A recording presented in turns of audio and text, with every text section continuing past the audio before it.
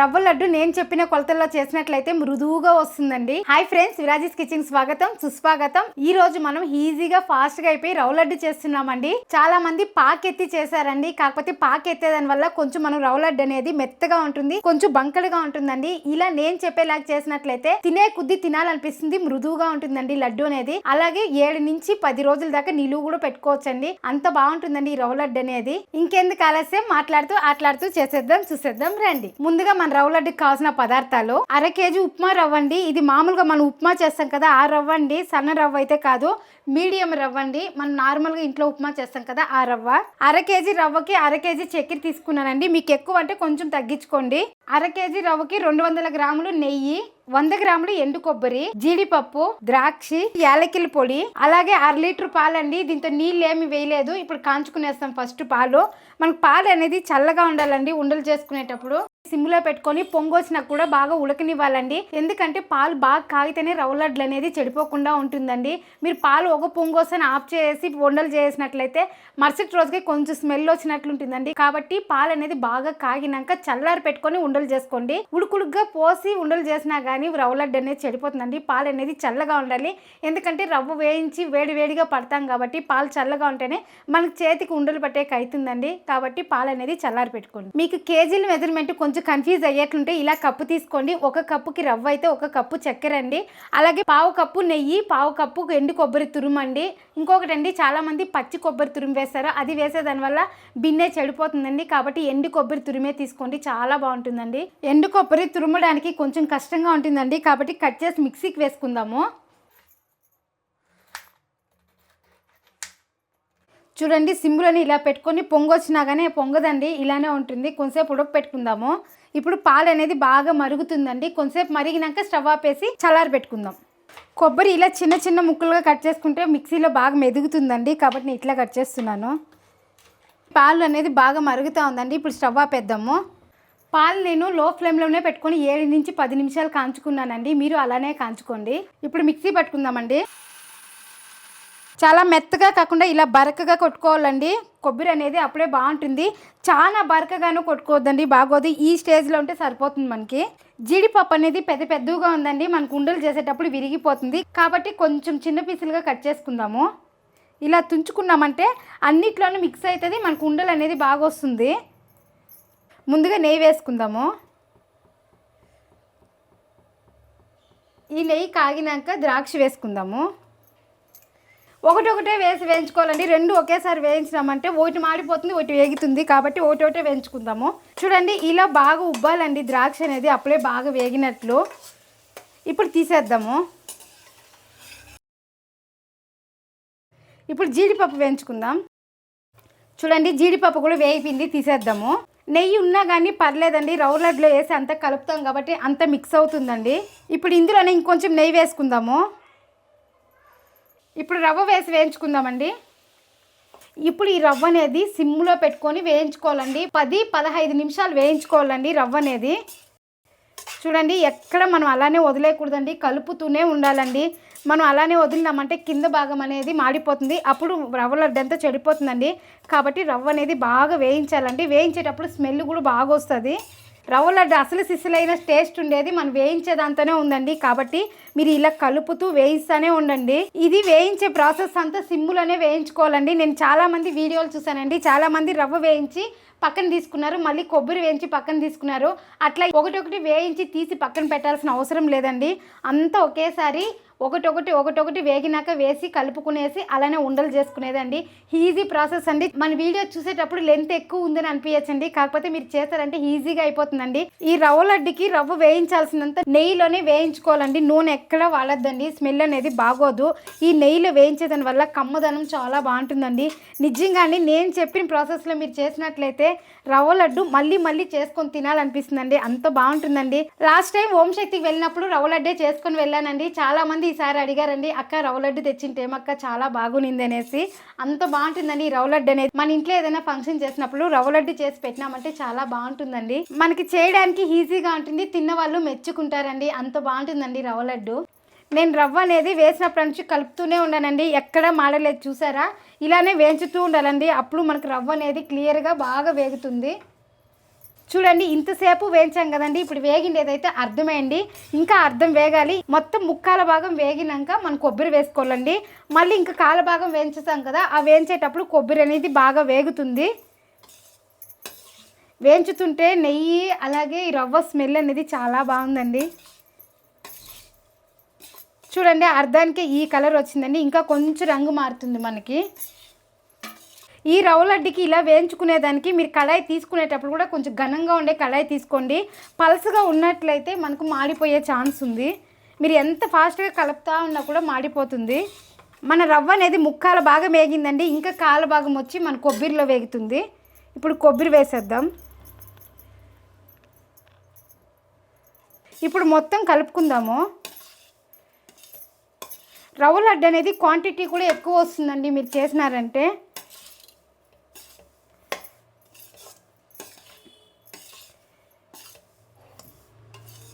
చూడండి ఇది కూడా వేసినాక కూడా మనం ఎక్కడ ఆపకూడదండి, కలుపుతూనే ఉండాలి.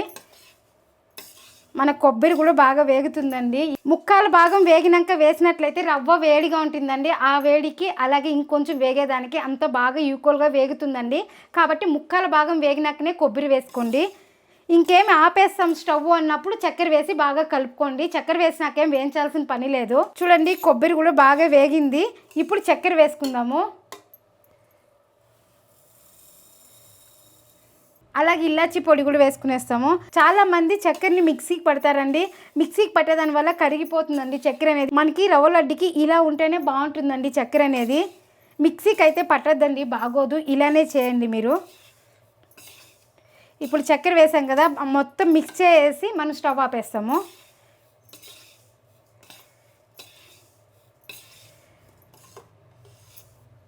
సైడ్లో అంతా తీసుకొని కలుపుకోవాలి.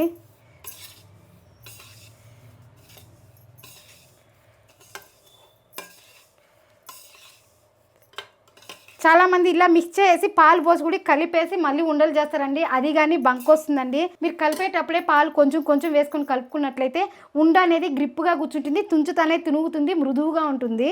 అదే అండి అసలు సిసలైన సీక్రెట్ అండి. ఇప్పుడు స్టవ్ ఆపేస్తున్నాను.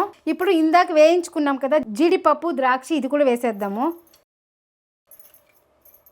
చూడండి ఇందులో ఉండే నెయ్యి కానీ దీనికే పోసేస్తున్నాను. ఇప్పుడు అంతా వేసేస్తామండి, దీన్ని ఒకసారి కలుపుకునేస్తాము.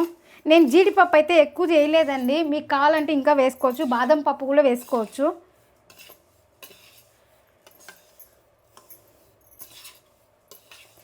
ఇలా సండే టైంలో చేసినా కానీ వారం అంతా పిల్లలకి స్నాక్స్ లాగా ఇవ్వచ్చండి. ఇప్పుడు దీన్ని మనం పెనంలోనే పెట్టినామంటే వేడికి అనేది మాడుతుందండి, కాబట్టి ఒక ప్లేట్లోకి తీసుకునేద్దాం.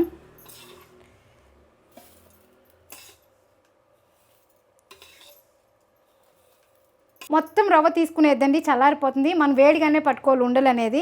ఇలా కొంచెం కొంచెం రవ్వ తీసుకొని చేతిలో కొంచెం పాలు తీసుకోవాలి.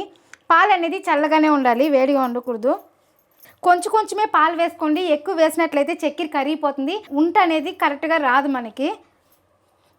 కొంచెం వేడిగానే ఉంటుందండి, కొంచెం వేడిగానే పట్టుకోవాలి ఉండలు అనేది. మీకు ఏ సైజు కావాలో ఆ సైజు తీసుకోండి. పాలు అయితే ఎక్కువ పోసుకోవద్దండి, కొంచెం చూసి దిటంగా వేసుకోండి. అక్క మాకు ఉండకు రాలేదు అక్క అని డౌట్ కూడా వస్తుందండి చాలామంది. కొంచెం మన చెయ్యి ప్రెస్ చేసి పట్టినట్లయితే ఉండ అనేది ఈజీగా వస్తుంది. చూడండి మన రవ్వ లడ్డు అనేది పర్ఫెక్ట్గా వచ్చిందండి. మనం కలిపిండేది అయిపోయినాక మళ్ళీ కొంచెం కలుపుకోవాలి. కలిపేది కూడా చూడండి అరిచేతి మధ్యలోకి ఉండ తీసుకోవాలండి. ఇక్కడ ఈ భాగం అనేది ఇట్లా ఒత్తుకోవాలి, అప్పుడే మనకు ఉండ అనేది బాగా వస్తుంది. చాలామంది ఇట్లా చేతిలో పడతారండి, చేతిలో పట్టేదాని వల్ల ఏళ్ళు ముద్దర్లు పడి మనకి ఉండ అనేది ఇరిగిపోతుంది. కాబట్టి ఈ భాగం మాత్రమే ఒత్తేకి యూజ్ చేయాలి. ఇట్లా అనాలి, ఇట్లా అన్నామంటే కరెక్ట్గా రౌండ్గా వస్తుంది. చూడండి పాలు వేసింది అయిపోయింది. ఇప్పుడు సైడ్ని ఇంకా ఇలా తీసుకుందాము. ఇలా తీసుకున్న తర్వాత మళ్ళీ పాలు వేసుకుంటాము. పాలు వేస్తానే ఇట్లా కలుపుకోవాలండి. ఇలా మనం రైస్ ఎలా అయితే కూర వేస్తే కలుపుతామో అలా కలుపుకున్నామంటే పాలు అనేది అన్నిటికీ మిక్స్ అవుతుందండి. ఇప్పుడు అంత ఉంటకు తీసుకోవాలి.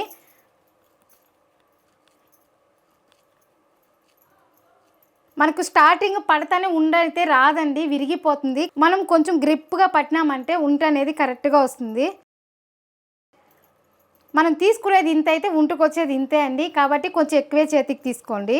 చూడండి ఇలా రౌండ్గా వస్తుంది. ఇట్లా కొంచెం కొంచెం పోసుకుంటూ ఒకరైనా చేసేయచ్చండి.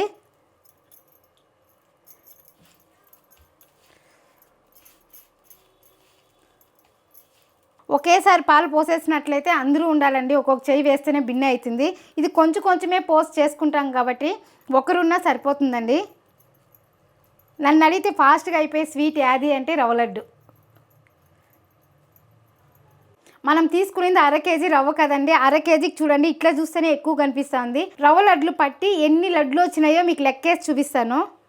నేను అన్ని మీడియం సైజే పడుతున్నానండి, అంత చిన్నవి కాదు పెద్దవి కాదండి, మీడియంగా పడుతున్నాను. మీరు ఇలానే పట్టుకోండి, ఏదైనా ఫంక్షన్కి కావచ్చు, ఇంట్లో వాళ్ళు తినేటప్పుడు కావచ్చు. ఇలా చేసుకున్నామంటే అది చూసే సైజుని బట్టి కూడా మనకు తినాలనిపిస్తుంది. పాలు అనేది ఇలా చేతిలో తీసుకొని జీలకర్ర ఇచ్చేసి కలుపుకోవాలండి. మనకు ఉండు వచ్చినట్లు తెలుస్తుందండి కలిపేటప్పుడు. మీకు అదే సరిపోతే ఉండు చేసుకోవాలి, లేదు తక్కువ అనిపిస్తుందంటే ఇంకొంచెం వేసుకోవాలండి. చూడండి ఇది కలిపిండేది పాలేసి, ఇది కలపందండి, ఇది ఇలా ఉంటుంది. ఇది చూడండి ఎలా ఉందో. లడ్డూలు కూడా పట్టేటప్పుడు చూడండి ఇలా మీరు తీసుకుంటానే ఉండుకొచ్చేది, ఇట్లా ప్రెస్ చేయాలండి. ప్రెస్ చేసిన తర్వాత కూడా విరుగుతుందండి ఇలా లడ్డు అనేది. అప్పుడు మళ్ళీ మనం గ్రిప్గా ఇలా పట్టామంటే ఉంట అనేది బాగా వస్తుందండి. చూడండి ఒక 5-6 సార్లు అన్నామంటే ఉంట అనేది వస్తుంది. లడ్డు అనేది చూడండి తయారైపోయింది. మనకి లడ్డు కూడా పర్ఫెక్ట్గా రావాలంటే ఈ ఏరియా అండి కావాల్సింది, ఇందులోనే మనం ఒత్తాలి. ఈ చేయితో ఇట్లా ఒత్తినట్లయితే లడ్డు అనేది పర్ఫెక్ట్గా వస్తుందండి. మనం ఈ భాగం మాత్రమే వాడుకోవాలండి, వేళ్ళు భాగం అయితే వాడాల్సిన అవసరం లేదు. మన రబ్బర్ బాల్ వచ్చినట్టుగా రౌండ్గా వచ్చింది చూసారా. ఈ టిప్స్తోనే అన్ని లడ్డూలు చేసుకునేద్దామండి. అన్ని లడ్డూలు చేసేసామండి. 1/2 కేజీ రవ్వతో 32 లడ్డూలు వచ్చాయండి. చూడండి 32 లడ్డూలు చూడండి, ఊరికి అలా అంటేనే తునుగుతుంది. రవ్వ లడ్డులో చక్కెర అనేది ఎక్కడ కరగకుండా మృదువుగా వచ్చిందండి. మీకు ఒకటి నలిపి కానీ చూపిస్తాను చూడండి. ఆరినాకు కూడా ఇట్లే ఉంటుందండి రవ్వ లడ్డు అనేది. ఇట్లే నేను చెప్పినట్లే చేసినట్లయితే వారం 10 దినాలు ఇంతే మృదువుగా ఉంటుందండి రవ్వ లడ్డు అనేది, ఎక్కడ గట్టి పడదండి. దానికి నేను గ్యారంటీ. చూసారు కదండి రవ్వ లడ్డు. ఏ ఫంక్షన్ అయినా ఏ చిన్న పండగలైనా ఇలా రవ్వ లడ్డు చేసుకున్నామంటే సింపుల్గానే అయిపోతుంది, అలాగే టేస్ట్గాను ఉంటుందండి. మీరు ఇలానే ట్రై చేయండి. ఏ చిన్న డౌట్ వచ్చినానో కామెంట్ చేయండి, ప్రతి ఒక్క కామెంట్కి నేను రిప్లై ఇస్తానండి. అంతే అండి, మనం ఏం చేసినా ఫాస్ట్లోను టేస్ట్లోను క్వాలిటీలోను ఎందులోనూ రాజీ పడకూడదండి. ఎందులో రాజీ పడదు, మీరు రాజీ పడకండి. ఇలాంటి మంచి స్వీట్ ఐటమ్ మన ఛానల్లో లడ్డు ఉందండి, ఇక్కడ క్లిక్ చేసి చూడండి. అది కూడా పక్కా కొలతల్లో చేసి చూపించానండి. మరొక వీడియోతో మళ్ళీ కలుద్దాం. బాయ్.